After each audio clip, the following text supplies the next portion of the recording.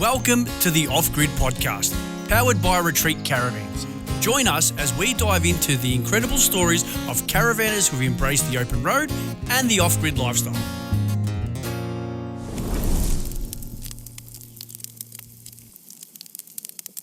Welcome to another episode of the Off Grid Podcast, and today I am stoked to have this gentleman on board. We are talking to Warren Parot. However, to all of his friends and family, he's known as, of course, Wazza. Wazza. How are you, Waz? What's up? Good, mate. Yeah, what's up down under, mate? There you go. Just one of your many shows that you produce? Yeah, mate, we've got 3 now. So being off grid, mate, one of the big shows that we do now is Tough Tested, which we recently had the pleasure of you coming on, where we take caravans and campers through an obstacle course, mate, so people know whether their caravans can cope with certain situations. It's probably my favourite TV show at the moment, but good fun, mate. I have been a viewer of the Tough Tested series, Wazza, brought to us by, of course, our friends at Club 4x4 Insurance. Yeah. Dave, remember that one? Looking for a sponsor for the Off-Grid Podcast, are you, mate? Well, hey, if anyone wants to sponsor the show, we're more than happy to take on some sponsorships. In all seriousness, though, I actually did participate in the Tough Tested. Now, I don't know whether or not this episode of the podcast will be airing before or after we're on the Tough Tested. Might I say, though, any caravan manufacturer, because I know you're watching this podcast, let's be honest, any manufacturer that hasn't done the Tough Tested series, I highly recommend that you do it. I know at Retreat, this is something that, we'll hopefully be doing for many years to come. So the Barmera course up there is amazing, and how you guys at What's Up Down Under put on, the 3 or 4 days that we're actually there for is amazing. Anywhere from the girls cooking in our breakfast. How good are our girls, mate? They are fantastic. They are amazing, and I actually got him a shout out when I was up there. We did a live 2 minutes with Tilly, and I said, "What's the business name?" She said, "The Girls." I go, "No, what's the business name?" She goes, "It's called It's the Girls." It's the Girls. I know.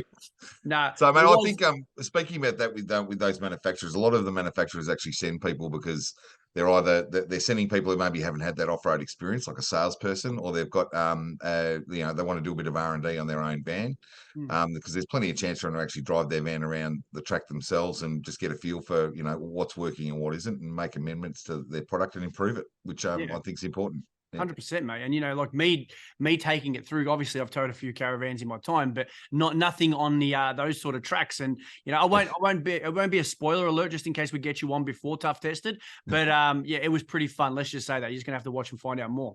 Yeah. Let's go back to the beginning, right? So it would have been probably about 12 years ago, thereabouts? Maybe 10 or 11 years ago. I think Jimmy Manson called me the other day to say I think it was the 10-year anniversary back in July or something like that, mate. So, yeah. So just to paint a picture, right? So is it fair to say that Retreat were the first to take on the Gibb River Road track? Certainly with us in our format. We certainly hadn't done it before with What's Up Down Under or in any other way, shape or form. So when you guys and Sammy said want to do the Gibb River Road, and we've gone, all right, okay, no worries. No real understanding of probably what we were taking on when we did it. So we had, Jimmy was fairly new to camera work at the time. He was good at what he did, but he hadn't really probably gone out in the field quite like he did. And it was very cowboy style, Tilly. But I think that's what made such a great documentary, mate. So the fact that it was a bit raw and on the fly. So we started here in Melbourne, right? So Sammy had a family van that he brought up, and all the guys travelled in it and stayed in it, overnight when they were off grid, and eventually they hit some caravan parks as well. But they stayed in it here in Melbourne. They drove all the way to St Kilda and got lost. I know. They got lost in St Kilda. We're thinking, how the hell are they going to find the Gibb River Road? So, but I think part of the whole idea, it was a story that sort of transformed itself as it went. So.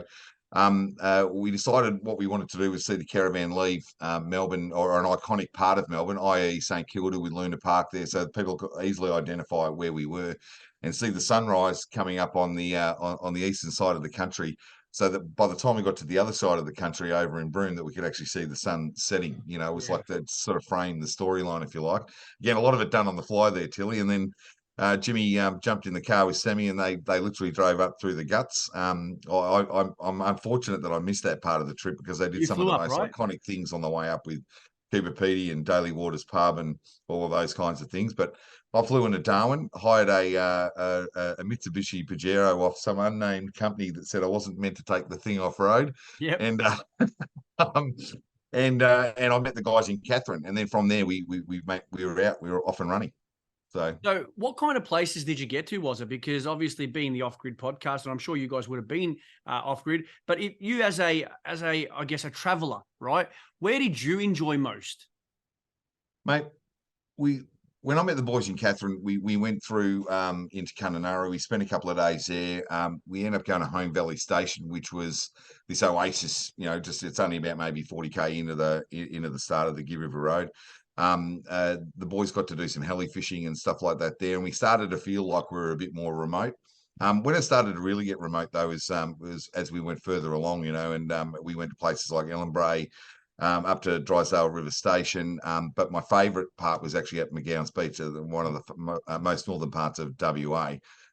There's actually some pretty funny stories there, if you let me indulge. Go for it. So we get there, Sammy's a big boy. He's a really, really big boy. And you imagine all these people. Calorie enhanced is what we'd like to say. Calorie enhanced. Yeah, that's right. Yeah. Sorry. And we get up there, and there's all these people who've had these $1 million views for they've got their rooftop tents, their swags, their camper trailers. And we've rocked up with the Starship Enterprise that is a retreat caravan. And Sammy's just pulled up on the edge of the sand, and he's gone, right, I'm parking here. This is the spot. And all these guys who've probably been there for weeks and weeks and weeks enjoying their multi-million-dollar views have just had it blocked by this massive bloody caravan. And one of the guys actually came up to me and he said, mate, is there any chance maybe you could maybe get your mate to move his van? And I said, well, you see that big fella over there? I said, if you want to go and have a chat to him, you can. He's gone, oh, all right, okay.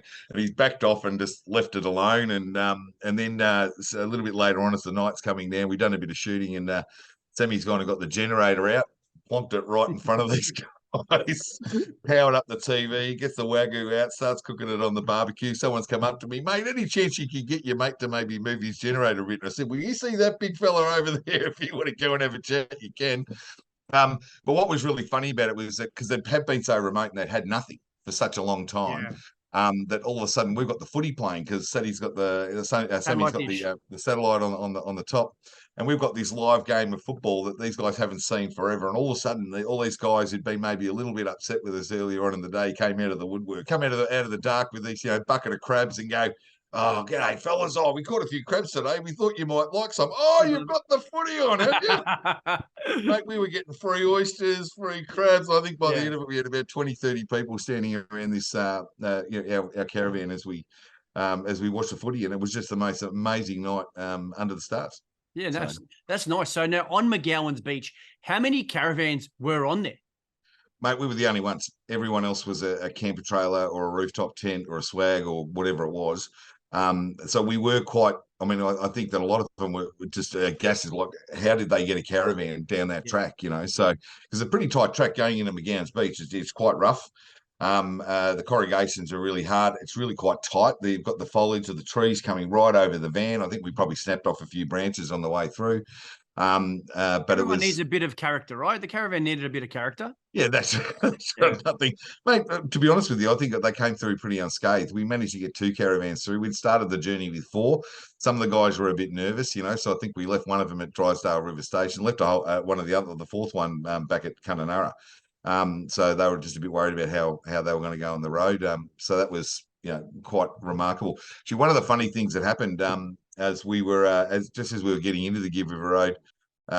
We had a young fella, Justin, who used to work with you guys, and we'd taken our shots as they'd gone down the Gibb River Road, and as we're getting back into the car, there's this retreat coming the other way. And so we've flagged it down and we've gone, oh, you guys, whatever, blah, blah, blah, blah, blah. And they go, who did you buy your caravan off? They go, oh, we bought it off Justin. I've got, oh, we've got Justin here. So we've actually called the convoy back to come and say g'day. And these guys were just wrapped. They didn't even have an off-road caravan retreat, mate. They got across very unscathed across the Gibb River Road. So I'm assuming that obviously, like if I'm remembering hearing that, they were driving to the conditions, and making sure that they were. No, they were doing it. They were doing it slowly and safely. But mate, they managed to do it. I probably wouldn't recommend you do that road without a semi-off-road or an off-road caravan, but they did it. So that's fair enough. Well, if it's one thing I can guarantee you was that before Sam left, he said, guys, I'm either coming back with a caravan that I'm proud of, or I'm not coming back with the caravan at all. So we're Yeah, no, glad that's that pretty he much came what he back said. with the Yeah, van. yeah. And We said, yeah, well, we are filming it, mate. So make no mistake, if you break it, we're going to film it. yeah. But no, it didn't break, mate. It did it just fine. No, well, listen, to quote unquote the big fella, and I believe there might be a certain trip in the What's Up Down Under venture. It was a trip of a lifetime, wasn't it? It was, mate, and that's where we got the name from. To be fair, Sammy came up with that name. Where he did it. He'd actually been doing the heli fishing for the day, and he came back and he was so excited. We caught so many barra, and they were big barra. You brained the barra. He brained the barra. That's right, and we cooked them up. We cooked them. Oh, we got the guys at Home Valley Station to cook them up that night. Probably the best fish I've ever eaten in my life. But as he got off the helicopter, we got these big fish, and he said that line, coined the phrase "brain the barra." Trip of a lifetime, and it sort of really stuck with me and resonated, mate. And that's what caravanning does for people. And if people actually want to go back and relive those moments, we've still got them on our Retreat Caravans YouTube page. So, if you scroll down and look for the Gibb River Road series, I think they broke them up into like little segments. Yeah, they did. In a parts, mate. It's still the most memorable trip I've ever had in my life. When we're actually up on McGowan's Beach, I'd woken up one night and it was, as you do, you need to empty your body, and I've got out and it was like daylight outside. Everyone was asleep. Everything was dead still. The water was so calm. It was whatever. And I look up. Had it not been for the black sky behind the moon, I would have figured it was daytime. It was that bright. The biggest moon I've ever seen in my life. And you've been around Macca, right? Well, surely he would have given you a few full moons. Yeah, that's right. But I've sat there staring and I thought I can't do this just by myself. So I've gone and woken Jimmy up, and I've dragged him out there, and we had a beer under the stars with this beautiful big moon. It was just the most magical experience of my life. Anyway, we were there for about an hour and woke up in the morning. We're telling Dush and Sammy about it. And I think Dush has gone, "Say, did you film it?" And we've gone, "Oh, with this rookie move." Sometimes you just got to enjoy the moment, mate. You can't just be all works. No, 100%. Now, Wazza, obviously you've been on a few of our shoots before, and I've been on a few of the What's Up Down Under shoots. But take caravans out, or take all of the the work that you have to do. Do you travel a little bit off grid yourself with the family at caravan parks and that? Because I know you got a lot of caravan park partners where you can sort of station yourself. But then, do you guys get in the Silverado and go for a bit of a drive? Ching ching. Mate, as a family, to be honest with you, my wife probably wouldn't cope with the off-grid lifestyle. So I've done it with a few mates where we get out and we go and do that kind of thing. And we've gone up, places, when I say remote around places like Lake Eildon, where you're off-grid, you're not powered up. You're reliant on things like generators and the caravan itself to turn around and do the job. Yep. But, mate, to be honest with you, I'm shooting that much caravanning throughout the year with the TV show. I don't get that much time to go caravanning myself, Tilly, but I'll get the chance. How long in a year are you actually away from home? Well, I'm not as away as much as I used to be. In the earlier days, I used to be going, quite a few of the trips or most of the trips. Nowadays, we've got some dedicated crews to do that. Macca is, I think you interviewed him a little while back. Yeah. Mate, he's on the road probably 6 months of the year. Yeah, shooting he said that. The TV, so he's away for a really long time. I think it was even longer than 6 months, to be honest. Yeah. Well, by the time he actually effectively lives on the road, really. So, if you really want to knuckle down to it, but traveling with the show, mate, it's probably 6-7 months of the year.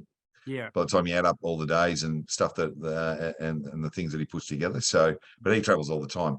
I like to travel with the show. It's actually good to get out there and speak to people on the ground, and whether you've go to a holiday park and chat to people, or whether you're off grid. And I mean, I remember camping by these baobab trees one night, mate. It was awesome. We had 3 caravans. We had a whole bunch of swags for the crew, had the fire going. There's nothing around us for anywhere for 150 kilometers in any direction, and it's just magic. I mean, you can't, for people who've never done it, that you can't understand what that remoteness feels like. 100%. And I'm assuming it was like we try to give people with our caravans and in hotels, you get that 5-star experience. But what you just said, that's probably the 5,000-star experience. Just look it up. Yeah. Well, I had a situation where we'd had a few beers by the fire one night, and I'd gone to bed, and I think Tommy Kelly Amos, my head of production, and Jimmy Manson was still up by the fire, and they'd had a couple. And I was sleeping in a swag that night, and Jimmy was sleeping into the one next to me. And I'm sort of lying there. I woke up because I could hear the zip of my swag opening, and it's Jimmy. And I'm like, And I'm like, Jimmy, this is my swag, mate. You're in the one next door. And he's so that you hear him go around the other side, and he opens up the zip on the other side of my swag. Oh no! Well, I'm glad he opened up your swag zip and not, your other zip was. You're 6'4", mate. You ain't getting in here with me. I can tell you that much.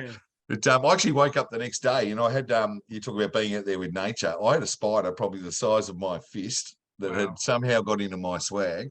And I'd rolled on this thing, I reckon, probably 10 times that night because he wasn't in the best shape the next morning, mate. But all I kept on thinking was, I'm glad I didn't see that when I went to bed. So, it was interesting adventures there, mate. Yeah. Bear Grylls with Warren Parot. Well, we had, I mean, of course, when you do go to a bit more remote, you tend to see a bit more of nature, like on that trip that we did with you guys, we saw wild stallions and all sorts of stuff out in the bush, and especially on that road up towards McGowan's beach.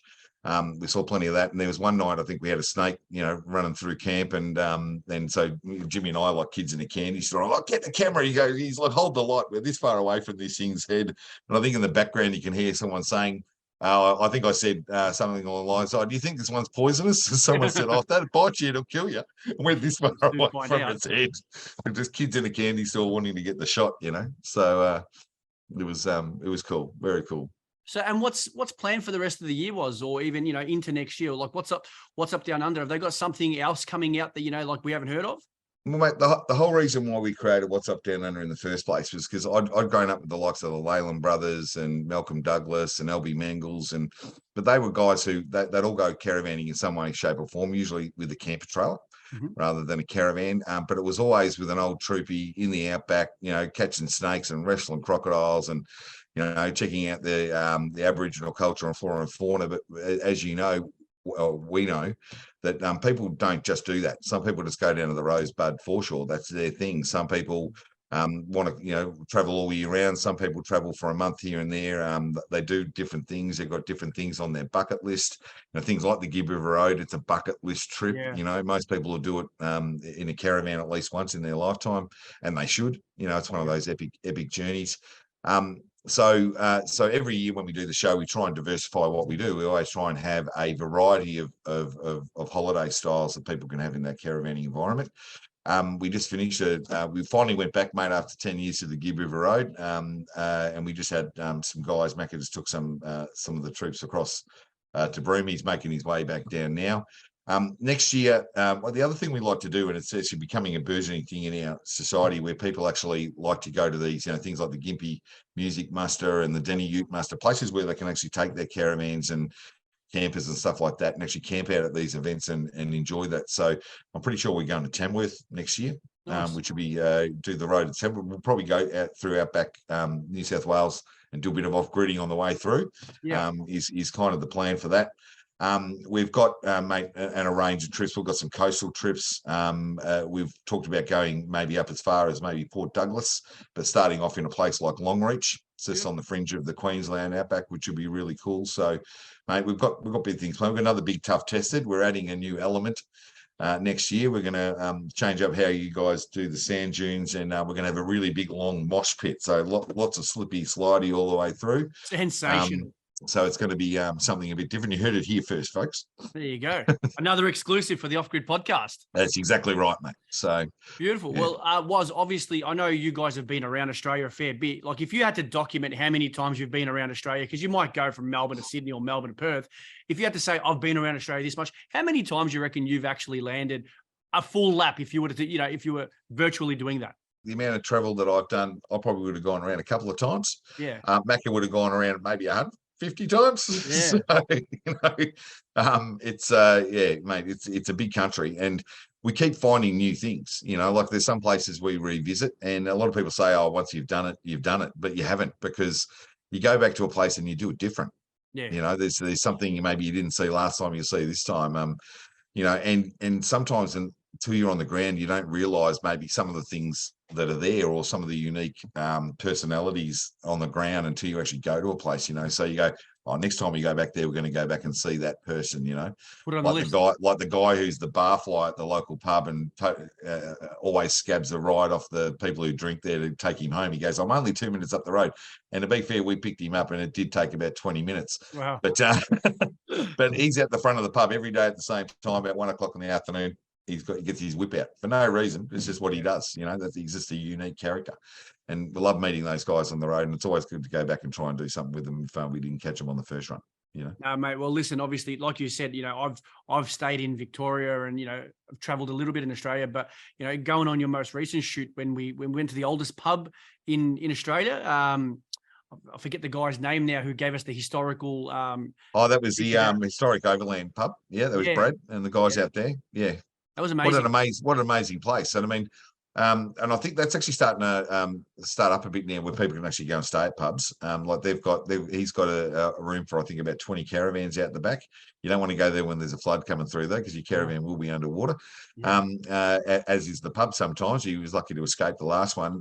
But even like the Murchison pub, Paul Golding, who used to work in the industry, he now takes caravan stays at the back of his pub. So that's becoming more frequent as well. Yeah. Well, I do obviously advocate any manufacturer or any customer who wants to, go see Australia. And if they get lucky enough to get on, a summer series, be a part of any of the manufacturer-based shows on What's Up Down Under or, any of the other shows that you guys do with camper deals as well. And it'd be well worth it. Yeah. Well, mate, I do like the diversity of it. Everyone's got a different idea about how they want to showcase their van and what environment they want to see it in. As you know, we've seen a real surge of off-road caravans. And in fact, we don't even really call them, more and more, they're being termed off-grid caravans. That's right. And that's got a lot to do with the fact that a lot of them are going electric. They've got a lot more power. You can stay off-grid longer. They've got bigger water tanks. People are better prepared for the things that they need to take with them to go and do that, have that kind of lifestyle. Because again, they're all realizing having that ability to be remote and be away from things. I mean, losing that connectivity with the rest of the world is actually, it's just something really quite amazing about that. You can't, literally, again, until you've done it, you've had that moment. Yeah, you switch off. You're just there. It's you with nature. There's no one else around. It's, if you get one of those amazing locations where you might get to be near a lake or a river, or so you can do it at a spot of fishing, or there's there's something to explore in that area. It's just, you can't. Again, if you've never done it, you'll never know. But if you haven't done it, you should. It's a good quote there, Waz. Yeah, thanks, mate. Cheers. You can have that one. Now, Waz, I see something in the background there. It's a good old guitar, right? And I know that you don't mind, playing for people around the campfire. We don't have a campfire, but it is the Off-Grid podcast. We haven't had anyone play any live music. Would you like to be the first? Yeah, but I don't know if I've got any off-grid songs, mate, but we can... mate, whatever you want to play, like, do you do any DJ Khaled or 50 Cent or, I'm happy with Kenny Rogers, or, Lee Kernaghan, either. Yep. Let me have a look here, mate. Do you need an introduction or anything like that? No, but I might cheat just a little bit and get some words if that's all right. Yeah, go for it. As in, you want me to give you some words? No. No, because sometimes these guys do these rapping on the social media. They say, give us 3 words, like soup, potato, and gravy or something like that, and he actually gets it in the song. Maybe you could practice for that one. We've got. I'll just play a little bit of this one. This is. I actually saw. We were recently shooting The Trip of the Lifetime, and we had these blokes called the Parrot Brothers did this song, and if you ever get a chance, Parle Brothers.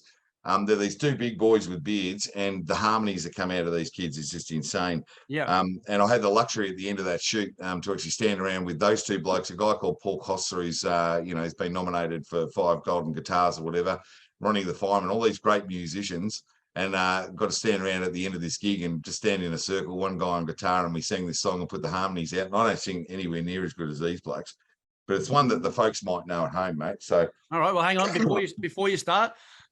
Ladies and gentlemen, introducing live Warren Wazza Parot. Okay, with a little bit of Eagles, folks. Ooh, I'm running down the road trying to loosen my load. I got 7 women on my mind. For the one that owe me 2, the one that stole me 1, says she's a friend of mine. Take it easy. Don't let the sound of your own wheels drive you crazy. Lighting up while you still can.